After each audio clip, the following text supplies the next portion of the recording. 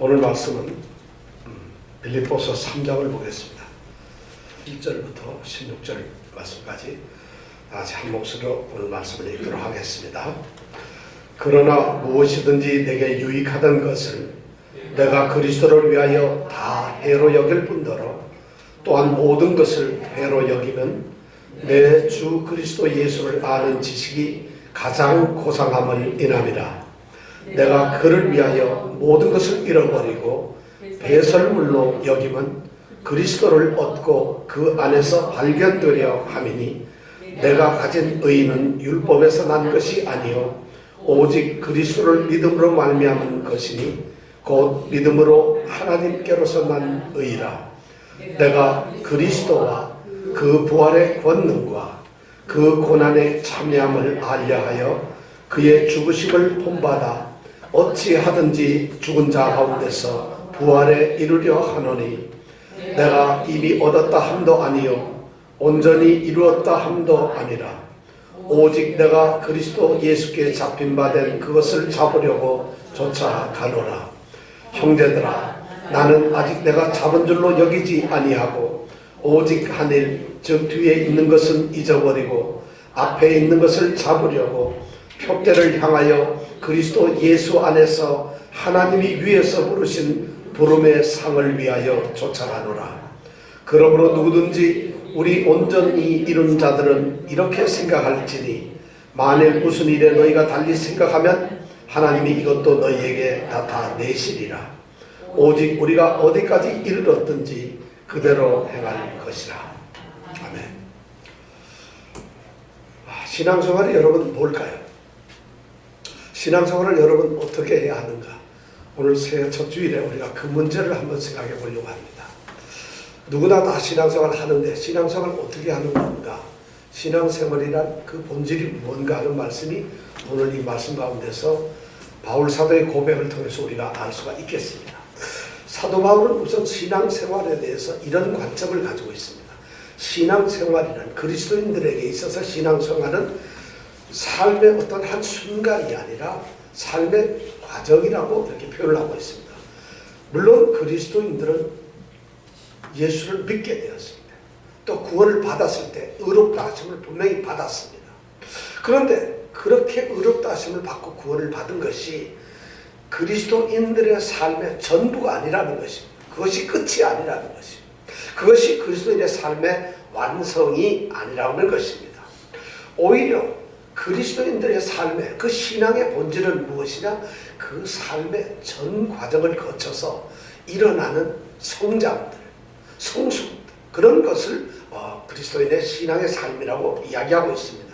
그래서 마침내 그리스도께서 재림하셔서 자신을 믿고 따랐던 사람들을 자신과 함께 있도록 하시는 그때까지는 어느 누구도 이 세상의 어느 그리스도인도 흠없이 완전해질 수는 없다는 것입니다. 그래서 우리는 그리스도가 재림하실 때 그때 완전을 바라면서 꾸준하게 끊임없이 달려가는 것입니다. 이것이 바로 뭐냐? 신앙생활이라는 것입니다. 그러면 우리는 쉽게 얘기하면 오늘 바울 사도는 우리를 믿음의 경주자라고 이야기합니다. 믿음의 경기장에서 달리기를 하는 경주자라는 말로서 표현을 하는데, 자, 이 경주자들은 부름의 상을 위해서 달려갑니다. 그 부름의 상을 위해서 달려가는데 오늘 바울 사도는 자신이 그 경주를 하면서 느꼈던 간절함과 그가 깨달았던 그 믿음의 진수를 갖다가 오늘 빌립보서 이 3장에서 우리에게 말씀해 주고 있습니다. 자, 12절 우리가 한번 읽어보겠습니다. 다 같이 시작. 내가 이미 얻었다 함도 아니요 온전히 이루었다 함도 아니라 오직 내가 그리스도 예수께 잡힌 바 된 그것을 잡으려고 쫓아가노라. 여기서 잡는다는 이야기를 바울 사도는 하고 있습니다. 부름의 그 상을 자신이 예수께 붙잡혔다는 사실, 그리고 그 붙잡힌 그것을 다시 잡으려고 자기는 애를 쓴다는 것입니다. 이 잡는다는 표현은 그냥 슬쩍 뒤에 가서 손을 잡는다 이런 뜻이 아니라 경기장에서 경주자가 이제 잡는 것입니다. 경주자들은 뭐를 잡아야 될까요? 앞에 가는 선수를 잡아야 될까요? 아니면 자기 옷이 혹시 찢어질까 봐 옷을 붙들어야 될까요? 잡는 것은 뭐냐면 바로 목표물이에요. 결승선에서 그 결승선 테이프를 끊기 위해서 온 신경을 거기에 쏟고 몸을 앞으로 쭉 빼면서 팔을 쭉 뻗고 가슴을 내밀고 그래서 마지막 힘을 팍 쏟아내면서 돌진하는 그것 우리는 여기서 잡는다고 이 바울 사도는 표현을 하는데 바로 그런 일을 우리가 해야 된다는 것입니다. 자신은 지금 그런 모습으로 자신의 삶을 살아가고 있다고 바울 사도는 지금 고백을 하고 있습니다. 그래서 바로 그런 경기장에 세워진 존재가 바로 자신이라는 거죠. 그러면서 모든 성도들은 이 땅에 있는 모든 성도들은 바로 그런 경주자로서 한 사람 한 사람이 지금 경기장에 세워져 있는 거라는 것입니다. 신앙생활이란 행복하고 즐겁고 이런 것이 아니라 그 신앙생활은 하나님 앞에 세워진 그 하나님이 들고 계신 월계관을 위해서 달려가는 그 순간까지 달려가는 경주하는 모습이 바로 신앙생활이라는 것이에요. 그래서 우리 신앙생활은 뭐 대충 하고 설렁설렁 하는 것이 아니라는 겁니다. 왜냐하면 경주이기 때문에. 경주는 중간에서 포기해야 되는 것도 아니고 쉽게 편하게 해서 되는 것도 아니고 그렇다고 해서 최선을 다하지 않아서 되는 것이 아니라는 것이죠. 바로 바울 사도는 그런 이야기를 하면서 그 영의 월계관을 수여받기 위해서 그리고 그 심판석 앞에 하나님 앞에 그 세워지는 그걸 생각하면서 모든 성도들이 함께 그런 경주에 참여하기를 오늘 원하면서 이 말씀을 하고 있습니다. 그러니까 이 말씀을 하면서 우리에게 들려주시는 내용이 뭐냐면 믿음에 있어서 스스로 서 있다. 완전하다고 생각하지 말라는 겁니다. 우리의 믿음이 결코 완전하지도 온전하게 우리가 하나님 보시기에 합당하지도 우리의 믿음이 정말 자랑할 만큼 견고하지도 않다는 것이에요. 믿음이 결코 그렇지가 않다는 거예요. 아니 그것을 바울 사도가 그렇게 만약 고백을 했다고 한다면 우리야 어떻게 하겠어요?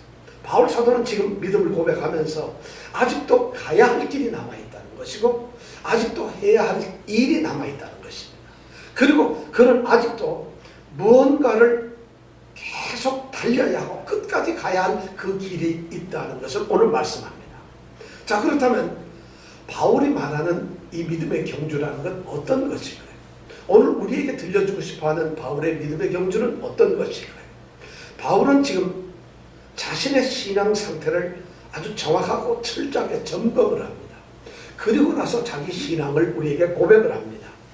근데 그 고백이 너무 엄청나요. 우리가 지금 12절에 읽었지만은 그는 자신이 취득하고 가졌던 어떠한 것도 지금 내려놓고 그것에 만족하지 않는다는 것을 우리에게 지금 말하고 있습니다. 그러면서 그는 아주 중요한 세 가지 고백을 하고 있습니다. 첫 번째가 12절에 보니까 뭐냐면 나는 이미 얻은 것이 아니라는 겁니다. 자신은 얻은 것이 없다는 것이에요. 아니 바울이 어떻게 믿음의 삶에서 얻은 것이 없다고 이렇게 고백을 할까요? 자, 바울은 그런 고백을 하고 있어요. 왜 그런 표현을 하게 되었을까요? 7절과 8절 말씀을 우리가 읽어보면 좀 이해할 수가 있을 것 같습니다.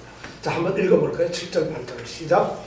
그러나 무엇이든지 내게 유익하다는 것을 내가 그리스도를 위하여 다 회로 여길 뿐더러 또한 모든 것을 회로 여기면 내 주 그리스도 예수를 아는 지식이 가장 고상함을 인함이라.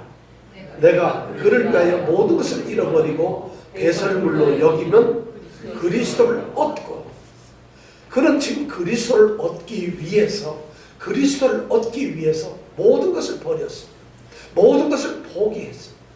아니 자신에게 가장 소중하다고 생각했던 것, 자신이 어쩌면 예수를 믿기 전까지 그것 때문에 일생을 바쳐왔고 그것 때문에 자기의 생명도 돌보지 않고 몰입했던 그 어떤 것이 있었습니다. 그런데 그것을 버렸어요. 여러분은 뭘 버리시는지 모르겠습니다. 근데 바울 사도는 지금 그것을 버렸다고 해요. 가장 소중하게 여겼어요. 그래서 거기에 모든 것을 쏟았던 그것이 자신은 그것이 굉장히 유익하고 자신에게 도움이 되는 것이라고 생각을 했는데 가만히 생각해보니 그것이 해가 되었다는 것이에요. 그것이 결국 손해였고 예수를 믿는 것, 예수를 아는 것, 자신을 주님으로 모시고 있는 예수 그리스도를 아는 데 있어서는 그것이 오히려 방해물이 되었다는 것입니다. 도대체 바울은 자신의 뭐가 방해물이 되었을까? 도대체 자신이 소중했던 것이 왜 방해돼? 자신의 직업일까? 자신의 직장이고 자신의 돈이고 명예고 자신이 가지고 있는 어떤 권력일까? 자신의 소유된 모든 것이 그런 것이 다 포함해서 그에게는 모든 것이 그리스도를 위해서는 전부 다 배설물 같고 잃어버리고 포기해야 될 것으로 이야기를 하고 있습니다. 바울은 그런 이야기를 지금 하고 있습니다. 자기가 무엇이든지 자기한테 굉장히 유익했다 생각했던 것을 다 자기는 버렸다는 것이. 도대체 그가 무엇을 가지고 있었을까요? 그것을 오늘 말씀해 보면 4절에서 6절까지의 말씀에 나옵니다. 자, 5절하고 6절을 한번 우리가 읽어보겠습니다. 5절, 6절 한번 읽어볼까요? 자, 시작.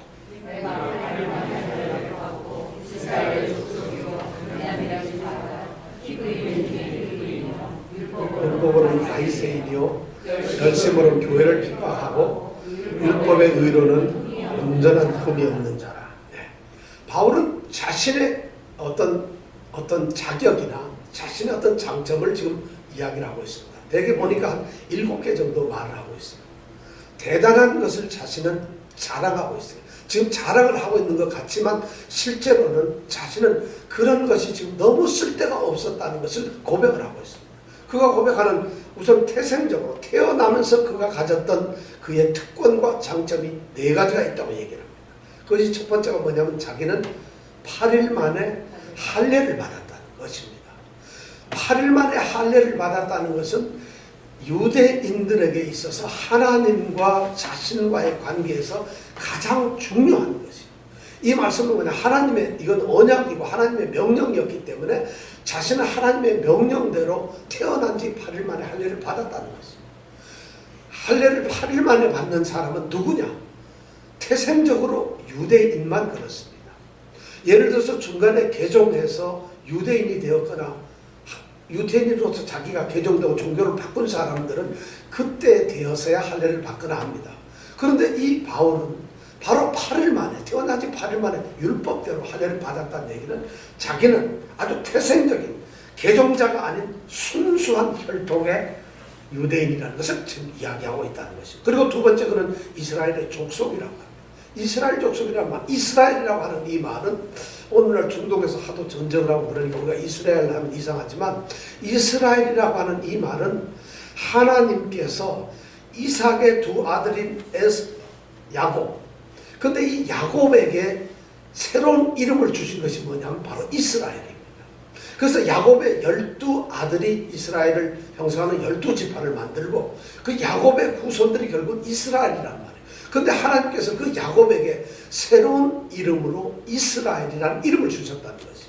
그 말은 뭐냐면 이스라엘의 족속이라고 하는 말은 자기는 민족적으로 이스라엘의 전통적인 하나님의 약속된 언약 백성이라고 하는 것을 자신은 지금 고백하고 있습니다.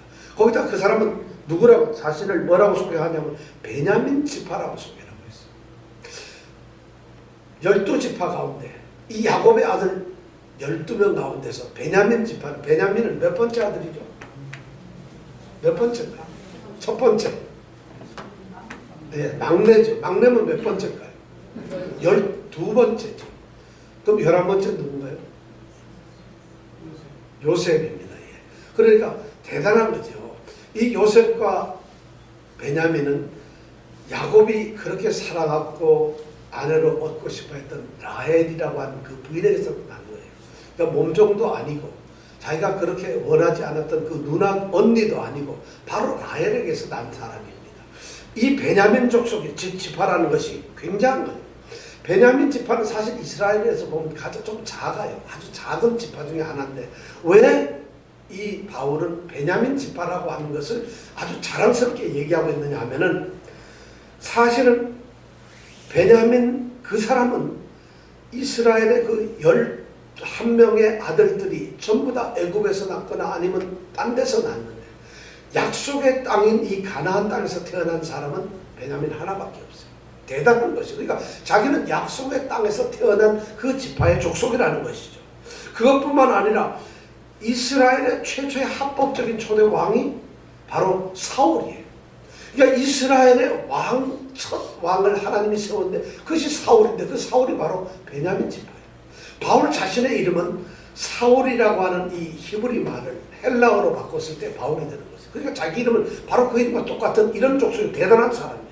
그뿐만 아니라 유다 왕국을 통해서 다윗 왕국을 통해서 이스라엘의 역사가 흘러지는데 그 다윗 왕국을 세웠던 두 지파가 바로 유다 지파하고 베냐민 지파예요.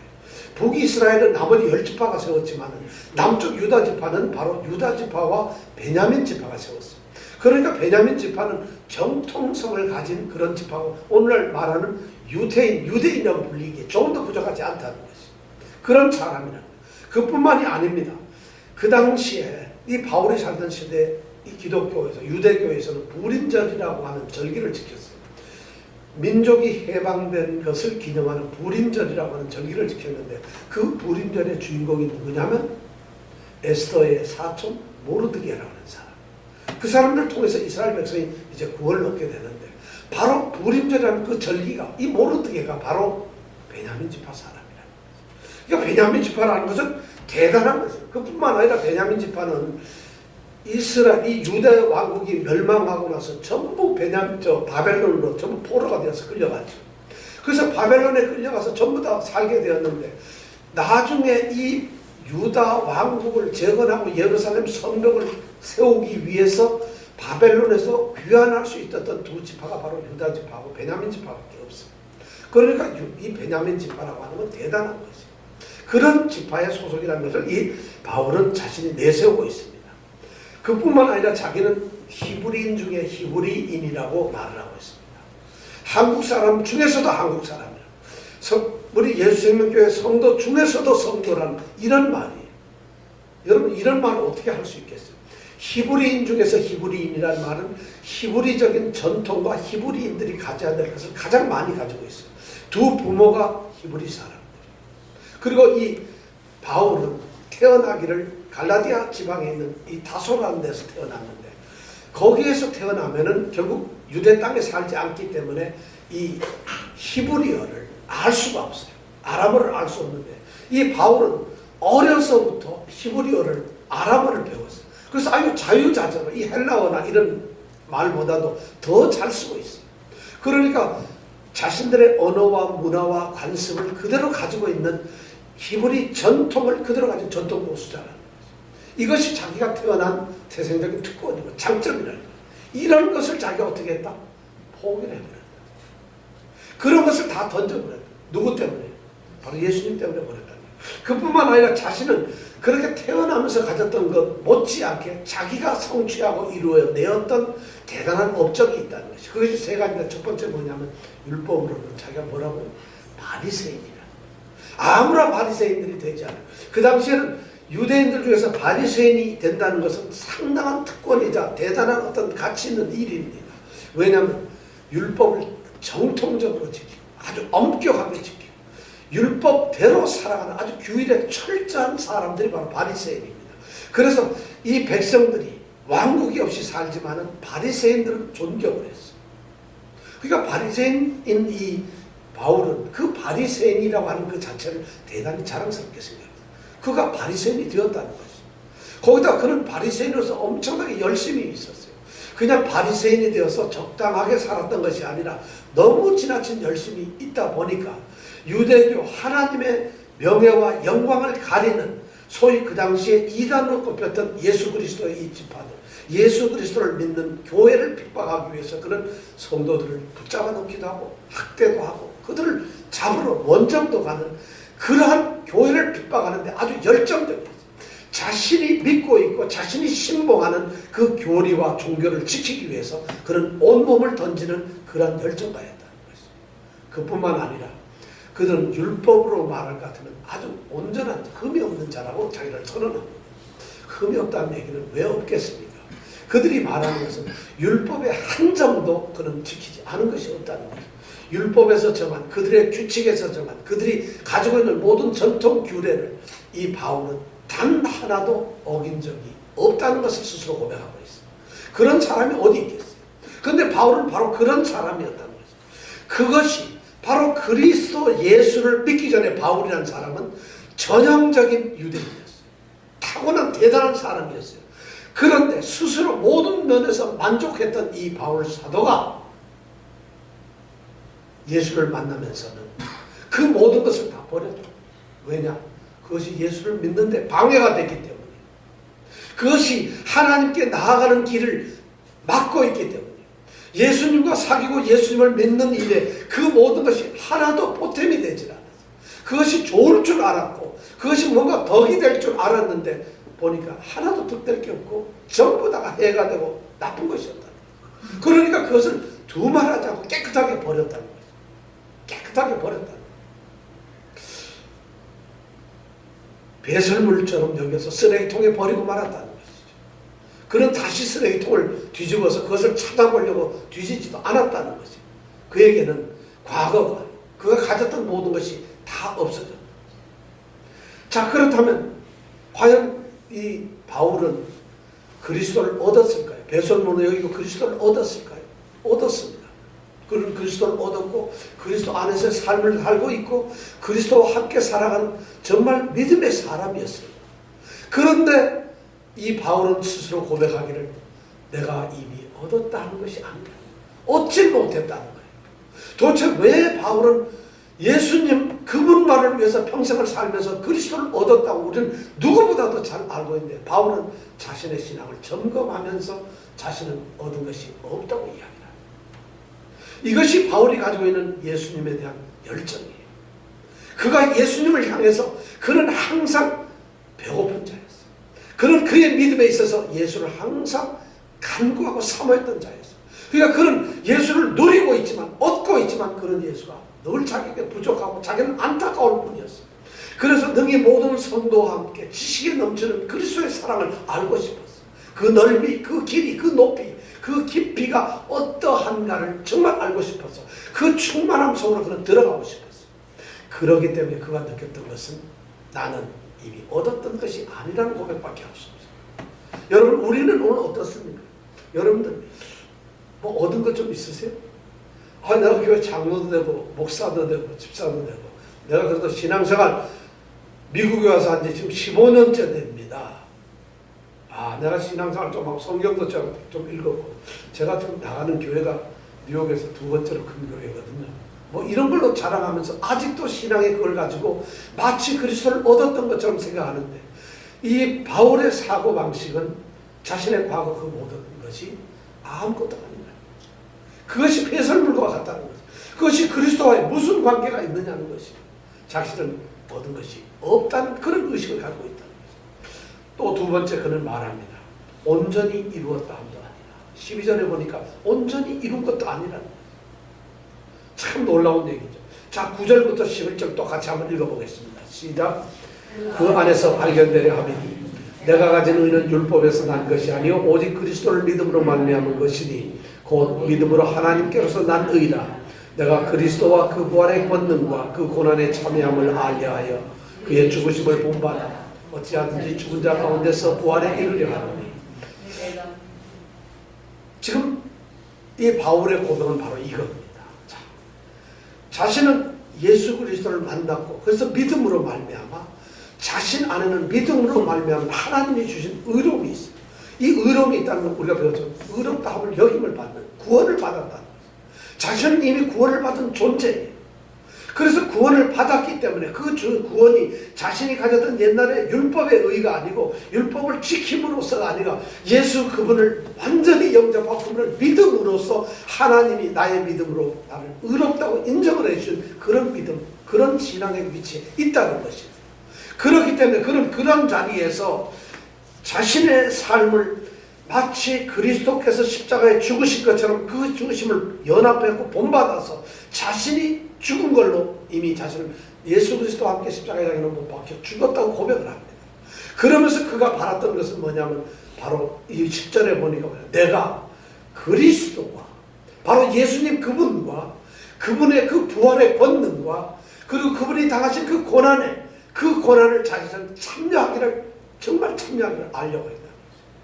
그것을 자기는 느끼고 그것을 깨닫고 그것을 함께 자기도 경험하는 거다. 예수님과 함께 누리는 삶을 예수님의 부활한 그 생명의 능력을 자신도 누리기를 원했어요. 예수님이 십자가에 달리기까지 고통당하셨던 그 죽음의 고난, 그 고난을 자신도 경험하기를 원했어요. 알려고 했어요. 그래서 자신은 예수님의 죽음을 본받는 삶을 살았다는 것입니다. 그렇게 해서 자신은 언젠가는 마지막 날 바로 하나님께서 심판하시는 그날에 자신은 죽은 자 가운데서 생명의 부활, 영생의 부활로 하나님 앞에 세워져서 자신의 모습이 그리스도 안에서 발견되기를 원했습니다. 그리스도 안에서 발견되기를 원했습니다. 자신이 마지막 그 부활의 순간에 자신이 그리스도가 서 있는 그곳에 자신이 있기를 원했다는 것입니다. 자신이 다른 곳에 있어서 예수님이 계시는 그 부활의 순간에 자신의 모습이 발견되지 않으면 어떻게 할까? 그는 고민하고 있다. 고통스러워하고 있다. 아니 바울의 신앙이 우리가 어떤지가, 바울은 대단한 믿음의 사람인데 그가 지금 혹시라도 자기는 그것을 두려워하고 있는 것이 아니라 자신은 반드시 그렇게 되겠지만은 그런 확신을 자기는 갖고서 그렇게 발견되기를 희망하고 있다는 것이, 이 말 속에는 지금 이 땅에서 우리의 구원은 이루어지지 않습니다. 이루어질 수가 없죠. 우리의 구원이란 우리가 예수를 믿음으로써 내가 믿습니다 하고 예수를 영접함으로써 우리 가운데서 단번에 이루어지는 그런 단회적인 그런 아주 전대적인 그런 구원이 아니라는 것입니다. 구원이라는 것은 그렇게 우리가 받았지만은 구원은 하나님의 간섭하심과 돌보심, 은혜를 우리가 체험하면서 우리가 긴 신앙의 삶을 살아가면서 마치 경주를 하듯이 살아가면서 점진적으로 발전되는, 점진적으로 성숙되는 그것이 바로 우리의 구원이라는 것을 바울은 지금 이야기하고 있습니다. 바로 마지막 그때가 되어서야 우리는 비로소 구원의 확신을 가질 수 있고 온전히 이룰 거라는 것입니다. 그러니까 자신은 지금 온전히 이룬 것이 아니라는 것입니다. 자신이 지금 누리고 있는 그 그리스도나 이 구원의 부활의 이 능력이나 이 고난, 이 모든 것이 완전히 이루어진 것이 아니라는 의식을 가지고 있습니다. 이제 이 믿음의 경주를 포기하지 말고 끝까지 가야 된다는 그 자신의 모습을 보여주고 있어요. 참 대단한 믿음이에요. 어떻게 바울은 이런 고백을 할 수 있을까요? 우리 같으면 이쯤 되면은 이거 뭐 그냥 성자죠. 성인이고 간증하러 다니기 바빠야 되고 이쯤 되면 우리는 모든 사람의 추앙을 받아야 될 텐데 바울 스스로는 자기는 얻은 것도 없고 이룬 것도 없다는 그런 고백을 합니다. 거기에서 그치지 않고 그런 하나 더 고백을 합니다. 나는 아직 내가 잡은 줄로 생각하지 않는다. 나는 아직 잡은 줄로 생각한다. 12절에 보니까 내가 그리스도 예수께 잡힌 바 된 그것을 잡으려고 쫓아간다. 그는 지금 잡으려고 쫓아가고 있어요. 바울은 자신의 목표가 예수님 그리스도를, 그 그리스도 예수님을 영원히 딱 붙들고 사는 것, 그것이 자신의 삶의 목적이에요. 그런데 그는 그렇게 살고 있는데 그는 예수를 끝까지 굳게 잡고 있다는 그것을 가지고 자신이 잡고 있는 것이 아니라 예수님에 의해서 자신이 붙잡혀 있다는 거, 이렇게 표현을 하고 있어요. 우리하고 신앙이 다르다. 나는 예수님을 붙들겠습니다. 나는 예수님을 따르겠습니다. 나는 예수님을 무조건 쫓겠습니다. 나는 예수님을 나 구주로 모시고 내가 꼭 떠나지 않고 살겠습니다. 이렇게 고백을 하는 것이 아니라 지금 이 바울 사도는 전혀 다르다. 자신이 예수께 잡힌 바 되는 그 잡힌 바 되어 있는 그 상태를 자기는 그걸 잡고 싶다는 거예요. 예수를 자신이 잡으면 놓칠 수 있어요. 자신이 잡으면 실패하지만 예수님이 자신을 잡으면 절대 자신은 실패하지 않는다. 예수한테 잡혀있다. 예수님께 잡혀진, 비동적으로 잡혀있는 그것을 자신은 그런 상황을, 그러한 믿음의 상태를 자신은 잡고 싶고 있는 것이 참 대단한 거죠. 우리가 그리스도를 잡는 것이 아닙니다. 그리스도가 우리를 잡아야 돼요. 붙들고 있어야 돼요. 우리가 붙들려 있어요. 여러분, 그리스도가 붙들고 있을 때 우리가 무엇이 두렵겠어요? 그리스도가 우리를 붙들고 있을 때 우리가 무슨 모습으로 살아갈 수 있겠어요? 붙들려 있지 않고 내가 잡으니까 내가 필요하면 어떻게 손을 살짝 놔버려요. 그래 딴 데 보고 있다 또 필요한 거 가서 아이고 주님하고 다리까지 잡고 막 이렇게 늘어지는 거예요. 우리가 그래 아프면 놔버리고, 일이 좀 바빠지면 살짝 놔버리고, 내가 좀 불편해지면 살짝 놔버리고. 주님이 나를 잡고 있다면 고통 중에서도 그분은 나를 잡고 있어요. 기쁨에서도 나를 잡고 계세요. 가장 행복한 순간에도 그분은 나를 붙들고 있다는 거죠. 바로 바울 사도는 예수 그리스도 예수께 붙잡힌 바 된 그것을 붙잡으려고 하고 있다는 거죠. 예수님께서는 사실 바울 사도를 강하게 다루셨고 어루만져 주셨고 그걸 인도하셨습니다. 바울 사도가 다메섹으로 예수 믿는 자를 핍박하고 잡아가지고 예루살렘으로 끌고 오기 위해서 그들을 이제 잡으러 체포하러 가는 그 길, 다메섹 길에서 그는 예수님을 만났어. 지금 바울 사도는 그걸 상상하고 있는 거죠. 그 생각을 하고 있어요. 자신이 예수를 믿는 자들을 예수를 잡겠다고 쫓아갔는데 정령 다메섹 도상에서 예수님이 자기를 잡아버려요. 자신은 예수를 잡기 위해서 갔는데, 죽이기 위해서, 예수 믿는 자를 죽이기 위해서 갔는데 예수님은 자신을 꼼짝없이 잡아버려요. 체포되고 말아요. 자신은 지금 그걸 생각하고 있어요. 그 예수님한테 붙들렸더니 예수님이 자기를 오늘까지 이렇게 끌고 왔다는 것이. 자신은 예수님을 아주 의롭고 선한 독재자로 생각하고 있어요.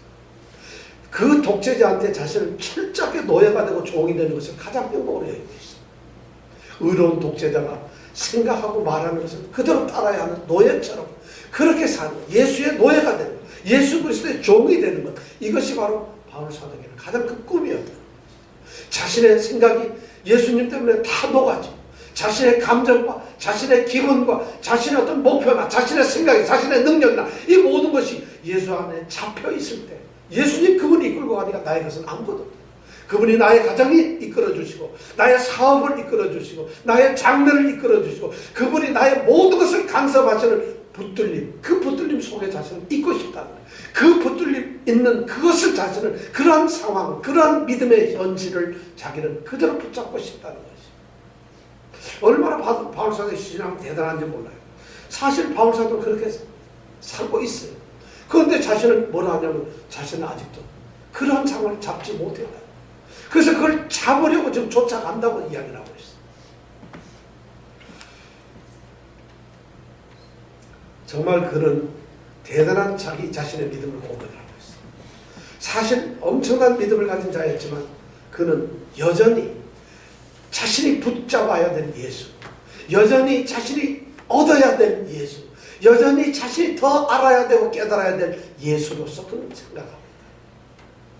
이것이 바울의 모습입니다. 자, 사도 바울은 지금 그리스도 예수님과 자신과의 관계를 이렇게 분석을 하고 있어요. 지금 자신은 이런 상태에 있다는 것이죠. 그래서 자신은 아주 간절함을 가지고서 예수에 대해서 말하고 있어요. 그래서 그로 하여금 자신은 그런 결정을 내리고 이제 자는 아무것도 얻은 것도 없고 아무것도 이룬 것도 없고 아무것도 잡은 것이 없는 그런 상태라는 것을 자신을 그렇게 느끼고 있다. 실제는 아니지만 그의 가슴 속에는 예수님을 향한 그런 불타는 열정이 있어요. 그런 간절함이 있었다. 그런 정말 우리가 생각할 수 없는 그런 것이 있었다. 우리는 조금 있으면 이미 그것이 자랑이 되어버리고 힘이 되는데 이 바울 사도에게는 여전히 갈급해하는 그리스도의 사랑이었고 여전히 필요한 그리스도의 손놀을 보시면다. 자, 그는 아직도 완전하지 않아요. 그래서 이 말씀을 바울 사도가 아마 할 때는 빌립보 교인들에게 그런 의도를 했을 거예요. 빌립보 교인들 중에는 우리처럼 게으름이 많고 그래서 설렁설렁 예수를 믿는 사람도 있었을 거예요. 그런 사람들한테 바울 사도는 이야기합니다. 절대 좌절하지 마라. 절대 포기하지 마라. 예수님은 너희들이 그렇게 놔두시지 않을 거라는 거죠. 또 어떤 사람은 믿음이 조금 더 있어가지고 교회 안에서 거들먹 피우면서 자신은 뭔가 대단하게 뭘 이룬 것처럼 할 때 아마 바울 사도는 그들을 향해서 자랑하지 마라. 네가 가진 것이 뭐냐. 자만하지 말라고. 아마 이렇게 말하고 있는지 모릅니다. 그러면서 바울 사도는 이제 그들에게 무엇을 해야 될 것인가를 말씀하고 있다는 거죠. 자, 무엇을 해야 될까? 이제 바울 사도가 이렇다면은 바울 사도 자신이 얻은 것도 없고 이룬 것도 없고 잡은 것이 없다면 바울 사도는 도대체 뭘 해야 될까요? 바울 사도는 자신이 할 수 있는 것은 오직 한 가지일 뿐이라고 고백을 합니다. 바로 13절 14절에서 그가 고백하는 것은 오직 한 가지이라고 고백합니다. 그 한 가지가 뭘까요? 13절 14절 한번 같이 읽어보겠습니다. 시작. 형제들아, 나는 아직 내가 잡은 줄로 여기지 아니하고 오직 한 일, 즉 뒤에 있는 것을 잊어버리고 앞에 있는 것을 잡으려고 표대를 향하여 그리스도 예수 안에서 하나님이 위에서 부르신 부름의 상을 위하여 쫓아가노라. 바울 사도는 자신이 할 수 있는 일은 오직 한 가지밖에 없다는 것이죠. 이제 자신은 자신의 신앙생활에서 자신의 믿음, 자신이 그리스도와 자신의 관계에서 자신이 할 수 있는 일은 오직 한 가지라는 거예요. 그것이 뭐냐? 쫓아가는 것이죠. 쫓아가는 것이죠. 아까 제가 말씀드렸죠. 쫓아가는 게 뭐냐? 이 쫓아간다는 것은 달리기에 있어서 막 뛰어가는 것을 말하는 것이지만 실제로 여기서 쫓아간다는 말은 그런 것이 아닙니다. 달리기에서 쫓아가는 것이 아니라 사냥을 할 때 사냥 대상물을 포획을 하고 잡고 그것을 잡기 위해서 추적을 하는 것이. 그러니까 그냥 달리기를 가는 것이 아니라 목표가 분명하고 그걸 잡기 위해서 아주 뭐 늑대나 포범, 개처럼 잡기 위해서 그냥 뛰어가는 거예요. 이걸 바로 쫓아간다고 이 바울사도는. 바울사도는 지금 눈 속에 머릿속에 그 광경을 생각하고 우리 예수를 믿는 자들이 믿음을 가진 자들이 어떤 일을 해야 되나 딱 한 가지다. 쫓아가야 된다. 그 목표를 잡기 위해서 정말 맹수처럼 그렇게 아주 달려가야 된다. 이런 얘기를 하고 있어요. 자, 그럼 어떻게 쫓아야 될까? 바울사도는 오늘 세 가지 중요한 얘기를 하고 있어요. 첫 번째가 뭐냐면 오직 한 일, 즉 뒤에 있는 것은 잊어버리라. 뒤에 일은 잊어버리라. 뒤에 있는 일은 잊어버리라는 거예요. 완전히 과거를 청산하고 잊어버리고 과거에 머무르지 말라는 것이죠. 그 과거 때문에 미래로 나아가는 하나님께로 나아가는 결승점을 향해서 달려가는 그 경주가 방해받지 않도록 하라는 것이죠. 그 과거에 집착해서 그 과거에 안주해서 그 과거 때문에 과거를 붙들고 자신을 좌절시키거나 아니면 그것 때문에 자신 자랑하고 편안해하지 말라는 거예요. 자신의 믿음이 어느 상태에 있어가지고 나는 이 정도 신앙을 가지고 있다. 그런 사람에게 당신은 안주하지 마세요. 쫓아가야 된다는 것이에요. 신앙이 없다고 난 포기하면서 내가 무슨 하나님을 믿고 내가 뭘 하겠어. 나는 옛날에 무슨 죄를 저질렀고 나는 무슨 범죄자였고 나는 이렇게 게으르고 나는 예배도 잘 빠지고 나는 하나님을 믿는데 정말 나는 게으르고 나는 성경도 읽지도 않고 나는 기독교 신앙이라는 걸 잘 알지도 못해. 내가 뭐를 쫓아가겠느냐. 그런 사람을 향해서 쫓아가라고 이야기해요. 절대 포기하거나 좌절하지 말라는 것이에요. 설사 과거 내가 잘못하고 범죄를 바울사도로 틀림없이 교회를 비판하는 범죄자였어. 그러니까 그 범죄자가 당당하게 얘기합니다. 과거에 옛날 과거에 지나간 일에 붙잡지 말라는 거예요. 거기에 문질러 있지 마라. 나를 보라는 거지. 그러니까 우리가 과거가 어떤 것이든지 우리가 과거가 추했든지 또는 더러웠든지 연약했든지 우리 과거가 보잘것없었든지 그것은 문제가 아니라는 거죠. 아니 또 우리 과거가 너무 화려해. 내가 50년의 모태신앙이고 내가 대단한 신앙을 가지고 있고 내가 어떤 성경을 알고 있고 내가 어떤 열정을 가지고 있는데 그게 뭐냐. 그런 과거는 나를 구원시키지 않는다는 거죠. 그 과거 때문에 과거에 붙들려 있어서 앞으로 전진하는 신앙이 없어서는 안 된다는 거죠. 그런 과거에 집착해서는 안 된다는 거죠. 우리는 가끔가다 그렇게 우리의 업적이나 우리가 무엇을 이루어 놓은 것에 대해서 마치 그것을 우리의 훈장이나 우리의 계급장 정도로 생각하고 있어요. 신앙은 명예의 전당에다 넣는 기념물이 아닙니다. 신앙은 살아있는 믿음이란 오늘 바로 우리의 현실 속에서 우리의 삶 가운데서 지금 역사하는 그런 능력이라는 거죠. 신앙이라는 것은 먼 훗날의 최종적인 올 목적지까지 가기 위해서 변함없이 끊임없이 달려가야 되는 동적인 활동이라는 거죠. 그런데 그것을 과거에 매어다녀서 나의 계급장, 나의 공로, 내가 새벽기도를 30년을 한 번도 안 빠지고 말았어요. 딱 한 번. 아버님 환갑날에 한 번 빠졌어요. 이걸 자랑을 하지만 그런 것이 우리의 신앙에 감투가 되어서도 안 되고 그것이 하나님 앞에서는 배설물이라는 거죠. 그런 것이 중요하지가 않다는 거죠. 과거를 잊어버려. 뒤에 있는 것을 잊어버리라는 거죠. 그럼 어떻게 해야 되나? 앞에 있는 것을 잡아야 됩니다. 앞에 있는 것을 두 번째 앞에 있는 것을 잡으라는 거예요. 이 앞에 있는 것을 잡는다는 얘기는 뭔데 앞에 있는 게 아니라 지금 결승 테이프 앞에 딱 서 있는 거죠. 그래서 그것은 지금 내가 지금까지 달려왔어. 근데 그것을 잡는 거라는 이걸 말하고 있어요. 여러분 마라톤 경기가 얼마를 뛰는 거죠? 몇 킬로? 40. 몇 킬로죠? 42.19. 42.19킬로인데. 근데 마라톤을 할 때 제일 힘든 때가 어느 때인지 아세요? 마라톤 경기에서. 오랜 점 직전에 9.8m, 9.8km 된 고퉁단이 제일 힘든데. 왜냐하면 거의 32km를 달려왔어요. 거의 다 달려왔죠. 그런데 그 9.7km, 8km 남긴 그 시점이 가장 힘들다. 왜냐하면 달리는 타성 때문에. 그리고 이제 지칠 만큼 지쳤기 때문에 자신도 모르게 의욕도 목표도 아무것도 지금 없이 그냥 뛴다는 거예요. 이거 통계학적으로 그렇게 나옵니다. 처음 5분이 아주 힘들고 그 다음에 그렇다는 거예요. 근데 바로 그 99.8km 남겨둔 그 시점에서 가장 중요한 것은 결승점, 그것을 잡는 것이 결승 라인을 지나는 것, 그것만 생각하고 선수들이 뛴다는 것이. 바로 지금 바울 사도는 과거 다 잊어버리라. 너의 과거 신앙적인 어떤 것도 다 내려놓고 바로 네가 잡아야 될 그 결승 테이프, 그것만 바라보라는 거예요. 그것을 향해서 너의 온몸을 쏟아가지고 그 결승 테이프를 단 1초라도 빨리 하기 위해서 달리는 선수들이 어떻게 합니까? 머리를 내미는 사람, 가슴을 내미는 사람 다 있잖아요. 그런 식으로 그 마지막 모든 힘을 다해서 쏟아내는 거예요. 맹수가 그렇게 하듯이. 바로 그것이 앞에 것을 붙잡는다는 거예요. 우리의 신앙의 모습이 바로 그런 거랍니다. 바울 사도는 아주 생생한 이런 사냥 용어를 통해서 우리의 신앙이 그래야 된다는 거죠. 여러분, 이 말씀을 들으면서 우리의 신앙이 흐리멍텅해서 되겠습니까? 우리의 신앙생활이 그냥 캐세라세라 적당한 주의로 갈 수가 있겠습니까? 우리의 신앙이 남들은 해도 나는 안 할 거야. 무슨 달리기 선수가 그런 게 있어요. 그런 것이 아니잖아요. 지금 바울 사도는 그렇게 하기를 원하고 있는 것이에요. 그러면서 그가 세 번째 얘기하는 게 뭐냐? 표대를 향하라. 여기서 표대라는 건 목표물이에요. 그 목표물이 있기 때문에, 방향에 어떤 목표가 있기 때문에 목표를 향해서 달리는 거예요. 달리기는 막 달리는 것이 아니에요. 대충 달리거나 어디 아무데나 빨리만 가는 것이 아니라 분명한 목표를 가지고, 믿음의 경주, 우리 신앙의 경주는 목표물이 있다. 이 목표물이 뭐라고 바울 사도는 이야기를 하지 않아요.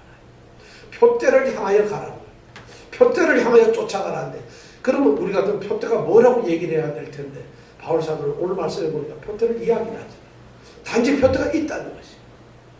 여러분, 뭘까요? 그것이 바로 예수님이겠죠. 그 표대를 향해서 뛰라는 것이.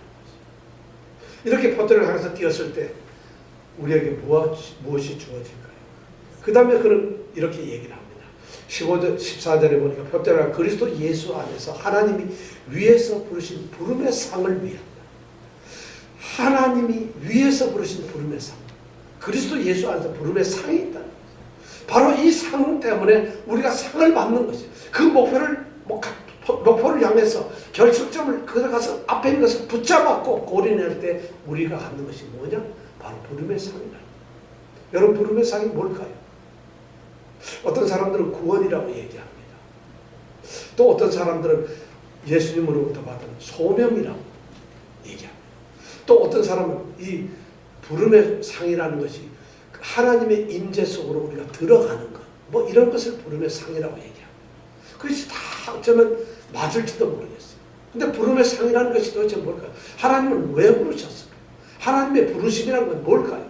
바울 사도가 지금 여기에서 부름의 상이라고 하는 이 부름이라고 하는 무슨 의미로서 왜 부름이라는 단어를 썼을까요? 사실 이 말씀은 굉장히 어렵습니다.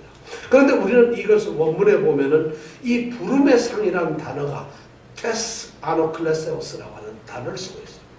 테스 클레세오스라는 이 말은 뭐냐면은 올림픽 경기장의 모습을 지금 상상을 하고서 이야기를 하는 거예요.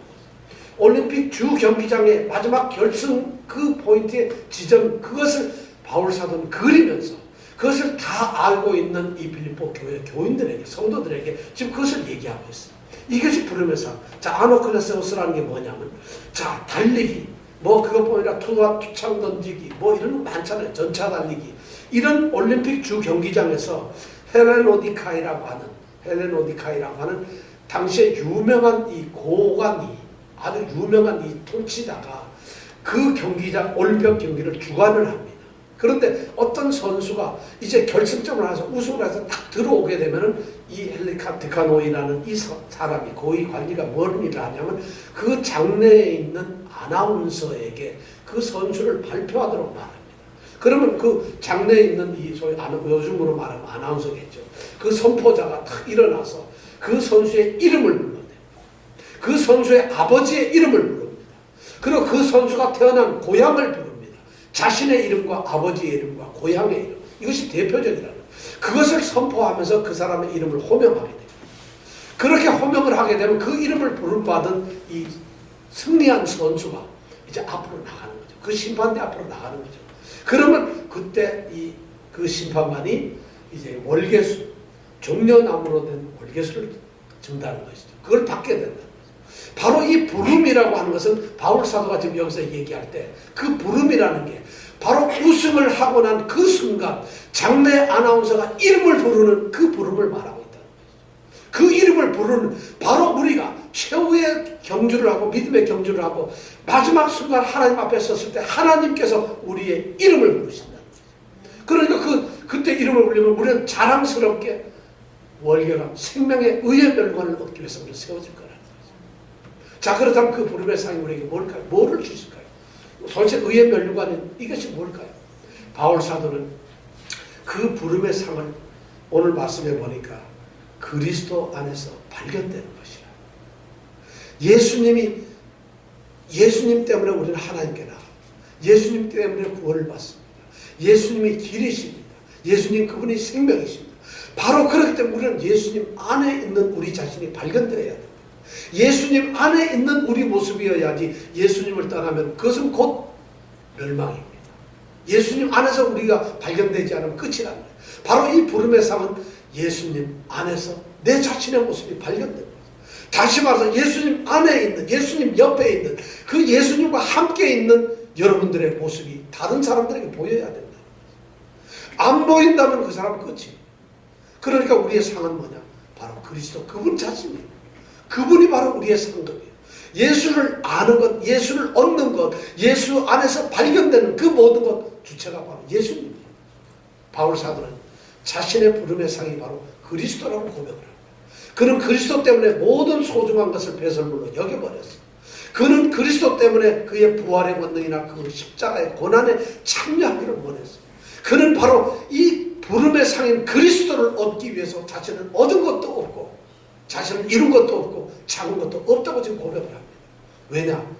그 예수는 아직도 자기에게 더 찾아야 돼, 더 붙들어야 돼 자신의 상이기 때문에 여전히 더 사모해야 되고 여전히 더 가까이 가야 되고 여전히 강하게 그에게 붙들려 있어야 될 자신의 상이 바로 그리스도라고 하는 이런 고백을 하고 있습니다. 바울은 바로 그 상을 이야기하면서 15절 16절에 이제 빌립보 교회들에게 권면을 합니다. 아마 이런 말일 겁니다. 15절의 말씀은 이런 말씀이고요. 사랑하는 성도 여러분 누구든지 자신을 스스로 성숙한 그리스도인, 자신이 뭔가 좀 알고 있는 그리스도인, 깨달음을 가지고 있는 그리스도인, 온전한 자라는 말은 바로 그런 말입니다. 자신이 뭔가 신앙적으로 좀 잘하고 있다고 하는 여러분들 그렇다면 그게 아닙니다. 저를 보세요. 바로 이렇게 하세요. 이렇게 생각을 하세요. 여러분들이 이루어진 게 아닙니다. 이제 여러분들 달려야 될 또 다른 경주가 있습니다. 바울 사도는 지금 그걸 경험하고 있어요. 또 어떤 사람들은 자신은 완전히 이루어져가지고 난 더 이상 달릴 필요가 없는 완성된 자라는 말한 사람들에게 만약 네가 달리 생각한다면 하나님이 지금 너에게 이것을 깨우쳐주고 있지 않느냐. 달려라, 쫓아가라 이 말을 하고 있어요. 바울 사도는 모든 성도들이 믿음의 경주를 하기를 원합니다. 다 그 목표를 향해서 과거를 잊어버리고 달리기를 원합니다. 저는 이 바울 사도의 권면이 오늘 우리에게 통용되기를 원합니다. 그래서 16절에 보니까 바울 사도가 뭘 합니까? 16절 같이 한번 읽어볼까요? 시작. 오직 우리가 어디까지 이르렀든지 그대로 행할 것이다. 이게 무슨 말인가요? 우리가 어디까지 이르렀든지 우리의 믿음의 수준이 어디 있든지 우리가 믿음을 깨닫고 믿음의 삶을 어느 정도 하고 있는지 어떤 분은 깊고 놀라운 믿음의 삶을 하고 있을지 몰라요. 어떤 분은 믿음이 아닌 것도 믿음인 것처럼 어쩌면 포장하면서 믿음인 척하고 있을지도 몰라요.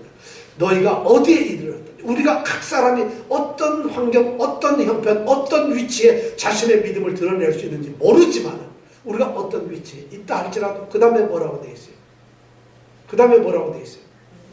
그대로 행할 것이라. 이 그대로 행한다. 행한다고 하는 말은 무슨 말이냐면 우리가 그냥 행한다는 걷는다는 말이에요.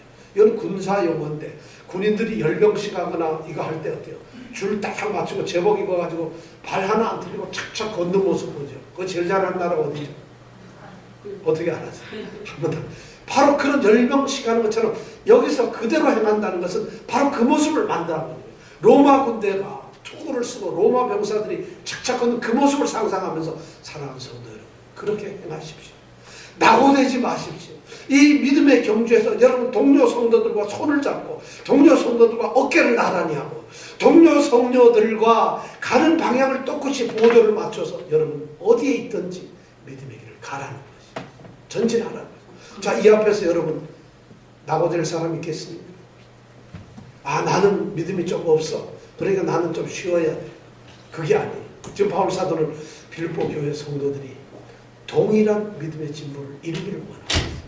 그들이 믿음의 행진을 똑같이 하기를 하고 있어요. 어느 누구도 떨어지지 않기를 원합니다. 믿음이 없어도 좌절하지 마십시오. 믿음이 있다고 해서 자만하거나 교만하지 마십시오. 승자도 없고 넘어진 자도 없어요. 앞선 자도 없고 뒤떨어진 자도 없어요. 단지 그대로 주님은 그 모습을 받으신다. 그 십자가 길을 가면서 우리가 최후의 부르심의 상인 그리스도를 얻는 일에 우리가 온전한 경주로 해서 그 부르심의 상을 받는 귀한 경주자들이 되시기를 원합니다. 올 한 해는 정말 그렇게 살아봅시다. 자, 기도하겠습니다.